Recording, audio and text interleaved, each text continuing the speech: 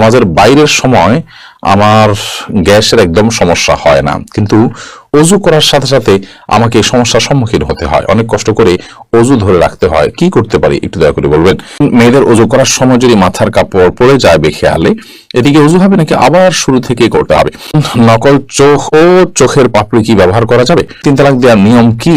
কাপড়ে নাপাক, বীর্য, প্রস্রাব ইত্যাদি লাগে এবং তা শুকিয়ে যায়, তাহলে সে কাপড় পরিধান করে নামাজ পড়া যাবে কিনা? নামাজে হাতের আঙ্গুল ফোটালে কি ওযু ভেঙে যায়? চাচাতো বোনকে বিবাহ করা যাবে কিনা? পালক মেয়ের সাথে নিজের পেটের ছেলের বিয়ে দেওয়া যাবে কিনা? যে জামা কাপড় পরে সহবাস করা হয় সেই জামা কাপড় কি নাপাক হয়ে যাবে, অর্থাৎ যেটা পরে সেটা পরে নামাজ পড়া যাবে কিনা? প্রথম স্বামীকে তালাক না দিয়ে দ্বিতীয়বার বিবাহ করলে তা জায়েজ হবে কি? স্বামীর জৈবিক চাহিদা পূরণ করতে স্ত্রী অক্ষম হলে স্ত্রীর করণীয় কি? রাতে কাপড় খোলা ছাদে না থাকলে সে কাপড়ে নামাজ হয় না, কতটুকু কি আমল করলে দিনদার বিবি আল্লাহ তাআলা মিলিয়ে দিবেন? দয়া করে আমলটি কথা জানাবেন। আমি রাতে ঘুমানোর আগে ওযু করে ঘুমাই, এই ওযু দিয়ে ফজরের নামাজ পড়তে পারবো কিনা? চলুন তাহলে আমরা আপনাদের প্রশ্নগুলোর উত্তর দেওয়ার আলোকিত ভুবনে আমরা প্রবেশ করি।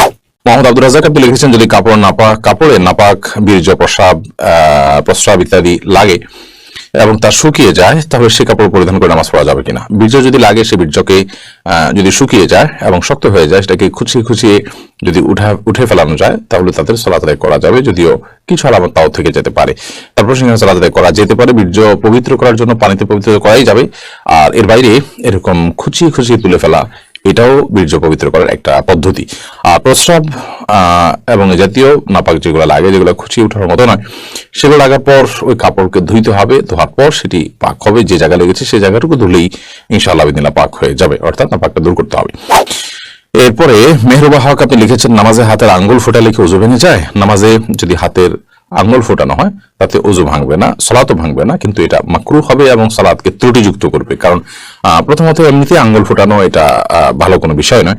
দ্বিতীয়ত সালাতের মধ্যে যেটা করবেন সেটা আপনার সালাতের যে খুযু আছে সে খুযুর খেলাফ হবে। যে পরিমাণ নীরবতার সাথে সালাত আদায় করা দরকার তা পরিপন্থী হবে, তাই সেটি করা উচিত হবে না। উম্মে ফারহান আপনি লিখেছেন, নকল চোখ ও চোখের পাপড়ি কি ব্যবহার করা যাবে? না, এগুলো আল্লাহর সৃষ্টিতে পরিবর্তনের শামিল হবে এবং সাজগোজ এই গণ্ডিতে থেকে যে করা যাবে এটা তার মধ্যে পড়ে না। এটা হলো একরকম আপনার লৌকিকতার বাইরেও, এটা হলো এক ধরনের মানুষকে ধোকায় ফেলে দেওয়া, যা বাস্তব নয় সেটা প্রকাশ করা। সাইদা আক্তার আপনি লিখেছেন, মেয়েদের ওযু করার সময় যদি মাথার কাপড় পরে যায় বেখেয়ালে, এদিকে ওযু হবে নাকি আবার শুরু থেকে করতে হবে? মেয়েদের মাথার কাপড় পরার কারণে ওযুর কোনো ক্ষতি হবে না, এবং ওযু অবস্থায় মাথা কাপড় থাকাও কোনো জরুরি বা আবশ্যক কোনো বিষয় না। বরং আমাদের মনে রাখতে হবে যে মেয়েদের ওযু করার সময় যখন তারা মুখ ধৌত করবেন, তখন তাদের তো চুলের গোড়া পর্যন্ত, কানের লতি পর্যন্ত পৌঁছাতে গিয়ে কাপড় ভিজে যেতে পারে, তখন বরং মাথার কাপড় খোলাটা অযৌক্তিক নয়, বিশেষ করে যখন কোনো মাহরাম পুরুষ তাকে দেখার কোনো আশঙ্কা না থাকবে। আর দ্বিতীয়ত যখন তারা মাথা মাসা করবেন, তখন যদিও মাথা কাপড় ফেলানো ছাড়া হাত ভিতর দিয়েও হতে পারে, তারপর অংশ মাথা কাপড় ফেললে খুব ভালোভাবে মাসা করা যায়, বিধায় মাথার কাপড় ফেললে ওযুর কোনো ক্ষতি হবে না। আমি মারিফ আপনি লিখেছেন, আমি রাতে ঘুমানোর আগে ওযু করে ঘুমাই, এই ওযু দিয়ে ফজরের নামাজ পড়তে পারবো কিনা? রাতে আপনি ঘুমানোর আগে ওযু করে ঘুমান, খুব ভালো কথা, কিন্তু আপনি যখন ঘুমিয়ে পড়েন তখন তার ওযু ভঙ্গ হয়ে যায়, বিধায় এই ওযুতে আপনি ফজর নামাজ কিভাবে পড়বেন? আপনাকে আবার ফজর নামাজ পড়তে হবে। মানুষ ঘুমিয়ে গেলে সেই ঘুম তার ওযু ভঙ্গের কারণ হয়। এমডি সবুজ আপনি লিখেছেন, কি আমল করলে দিনদার বিবি আল্লাহ তাআলা মিলিয়ে দিবেন? দয়া করে আমলটির কথা জানাবেন। নেককার স্ত্রী পাওয়ার জন্য নিজে নেককার হওয়ার চেষ্টা করবেন, নেককার মানুষদের সাথে উঠা বসা করবেন, সেরকম চেইন মেনটেন করবেন যারা নেককার, তাহলে তাদের মাধ্যমে আপনি নেককার স্ত্রীর সন্ধান পাবেন। সেই সাথে সূরা ফুরকানের 74 নম্বর আয়াতে যে দোয়া আছে সেটি পাঠ করবেন, নিজের জীবন সঙ্গী যেন নেককার হয়। রব্বানা হাব লানা মিন আজওয়াজিনা ওয়া যুররিয়াতিনা কুররাতা আয়ুন ওয়াজআলনা লিল মুত্তাকিনা ইমামা, বিশেষ করে পড়বেন। আব্দুর রহিম আপনি লিখেছেন, 3 তালাক দেওয়ার নিয়ম কি? আপনি যদি আপনার স্ত্রীকে 3 তালাক দিতে হয়, তাহলে যেই পবিত্রতায়, অর্থাৎ মাসিক হওয়ার পর যে নতুন পবিত্রতার পিরিয়ড শুরু হয়েছে, সেই পিরিয়ডে তার সাথে শারীরিক কোনো সম্পর্ক করা ছাড়া আপনি একটা তালাক দিবেন। এরপর একটা মাস চলে যাবে, আপনি আবার তাকে একটা তালাক দিবেন। এভাবে 3 দফা 3টা তালাক দিবেন তাকে, অথবা একটা তালাক দিয়ে আপনি ছেড়ে দিবেন, এটি সবচেয়ে উত্তম। এবং 3 মাসে অটোমেটিকলি তার সাথে আপনার সময়, আপনার নির্দিষ্ট সময় আপনার পার হয়ে যাবে। এরপরে আপনি বিচ্ছেদ হয়ে যাবে। পরবর্তীতে আবার কখনো বিয়ে হলে এরপর যদি আবার তার থেকে তালাক দেওয়ার প্রয়োজন হয়, তখন আপনি তালাক দিলেন। এভাবে তিন ধাপে 3টা তালাক দিবেন। একসাথে 3টা তালাক দেওয়া এটা নাজায়েজ এবং গুনাহের কথা। তাসলিমা খানম আপনি লিখেছেন, রাতে কাপড় খোলা ছাদে না থাকলে সে কাপড়ে নামাজ হয় না, এটা কতটুকু সঠিক? না, এরকম কোনো কথা সঠিক নয়। যদি রাতে কাপড় খোলা ছাদে থাকে বা খোলা বারান্দা থাকে তাতে নামাজ হয়ে যাবে। নাপাক লাগলে সে নামাজ হবে না। এখানে নাপাক লেগেছে, তার কোনো প্রমাণ তো নেই, বিধায় এ ধরনের কথা বিশ্বাস করার কোনো কারণ নেই। এরপরে সাবিহা জাহান লিখেছেন, স্বামীর যৌগিক চাহিদা পূরণ করতে স্ত্রী অক্ষম হলে স্ত্রীর করণীয় কি? যদি স্ত্রী স্বামীর যৌগিক চাহিদা পূরণ করতে অক্ষম হন তাহলে সেক্ষেত্রে স্বামীকে একাধিক বিয়ের ক্ষেত্রে তিনি সহযোগিতা করবেন এবং স্বামীর চরিত্র হেফাজত করা একটা গুরুত্বপূর্ণ বিষয় এবং বিয়ের অন্যতম লক্ষ্য এটি। তো সে লক্ষ্য যদি পূরণে অপারগ হন তিনি, তাহলে সেক্ষেত্রে স্বামী গুনাহের দিকে যেতে পারেন, চরিত্র নষ্ট হতে পারে। সেই জায়গা থেকে স্বামীর জন্য দ্বিতীয় বা তৃতীয় স্ত্রীর ব্যবস্থা করা এবং সেটার জন্য মানসিক সম্মতি দেওয়া, তাকে সহযোগিতা করা, এটা কর্তব্যের অংশ। রুবাই আমিন মৌরি আইডি থেকে আপনি লিখেছেন, প্রথম স্বামীকে তালাক না দিয়ে দ্বিতীয়বার বিবাহ করলে তা জায়েজ হবে কি?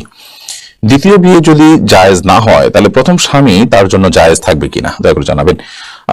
প্রথম স্বামীর সাথে যদি বিচ্ছেদ না হয় তাহলে দ্বিতীয়বার যদি কোনো নারী বিয়েতে আবদ্ধ হন তাহলে সেটি জায়েজ হবে না, পরে বিয়েটা বাতিল হিসেবে গণ্য হবে, এটা বিয়েই না, যার কারণে সেটি আপনার কার্যকরী হবে না।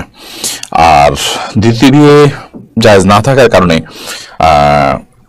আপনার প্রথম স্বামীর স্ত্রী হিসাবে তিনি বলবৎ আছেন এবং সেটাই থাকবেন এবং সেখানে বিয়ে শাদীর কোনো কিছুর প্রয়োজন নাই, কারণ পর বিয়েটা তো হয় নাই, ওটা হওয়া না হওয়া সমান। বিদায় প্রথম বিয়েটাই বলবৎ আছে এবং সেটার আলোকে তারা স্বামী স্ত্রী হিসাবে জিনাতিপাত করবেন এবং তারা একসাথে বসবাস করবেন। এমনি সেলিম রেজা কাজল আপনি লিখেছেন, যে জামা কাপড়ে পরে জামা কাপড় পরে সহবাস করা হয় সেই জামা কাপড় কি নাপাক হয়ে যাবে? অর্থাৎ যেটা পরে সেটা পরে নামাজ পড়া যাবে কিনা? যা কাপড় চোপড় পরে সহবাস করলেই সেটা নাপাক হয়ে যাবে না। যদি সেখানে নাপাক লাগে তাহলে সেক্ষেত্রে সেটা নাপাক হবে, আর যদি নাপাক না লাগে তাহলে সেটা নাপাক হবে না। অতএব এটি নির্ভর করবে যে নাপাকটা লেগেছে কি লাগেনি তার উপরে। এমনি আমির হোসেন আপনি লিখেছেন, নামাজের বাইরের সময় আমার গ্যাসের একদম সমস্যা হয় না, কিন্তু অজু করার সাথে সাথে আমাকে এই সমস্যার সম্মুখীন হতে হয়, অনেক কষ্ট করে অজু ধরে রাখতে হয়, কি করতে পারি একটু দয়া করে বলবেন। নামাজের বাইরের সময় গ্যাসের সমস্যা হয় না, কিন্তু নামাজ দাঁড়ালে শুরু হয়ে যায়। এটা কোনো দুষ্টজিনের উপদ্রব কিনা, ব্ল্যাক ম্যাজিকের কারণে কিনা সেটা আপনার দেখা দরকার এবং সেটার জন্য আপনি রাকিদের শরণাপন্ন হয়ে ট্রিটমেন্ট করা উচিত, বিশেষ করে কোরআন কারিমের তেলাওয়াত জিকির পরিমাণ বাড়িয়ে দেওয়া উচিত। কিন্তু সালাতের মধ্যে আপনাকে উজু ধরে রাখতেই হবে, কারণ উজু আপনার ছুটে গেলে আবার নতুন করে উজু করে আপনাকে সালাত আদায় করতে হবে। তানভীর আহমেদ তাসিন আপনি লিখেছেন, চাচাতো বোনকে বিবাহ করা যাবে কিনা? চাচাতো বোন অবশ্যই আপনি তাকে বিয়ে করতে পারেন, সেটা আপনার তার সাথে যদি দুধ বোন কোনো সম্পর্ক না থাকে, অর্থাৎ একই মায়ের যদি পান না করে থাকেন, তাহলে সেক্ষেত্রে চাচাতো বোনকে বিয়ে করা যাবে, কোনো অসুবিধা নেই, কারণ আপনার চাচাতো বোন আপনার মাহারাম নন মাহারাম বিধায় থাকে আপনি বিয়ে করতে পারেন। মোহাম্মদ রাসেল এদিক থেকে আপনি লিখেছেন, পালক মেয়ের সাথে নিজের পেটের ছেলের বিয়ে দেওয়া যাবে কিনা? হ্যাঁ, দেওয়া যাবে, যেহেতু পালক মেয়ে সে আপনার আসল মেয়ে না, অতএব তাকে আপনি পেটের ছেলের সাথে বিয়ে দিতে পারেন। হ্যাঁ, যদি আপনার পালক মেয়েটা আপনার দুধ সন্তান হয় বা দুধ সম্পর্কিত আত্মীয় হয়, যার সাথে বিয়ে বন্ধন আবদ্ধ হারাম দুধের কারণে যে সম্পর্ক হয় সেটি যদি এই পর্যায়ে চলে যায়, ধরুন আপনি এই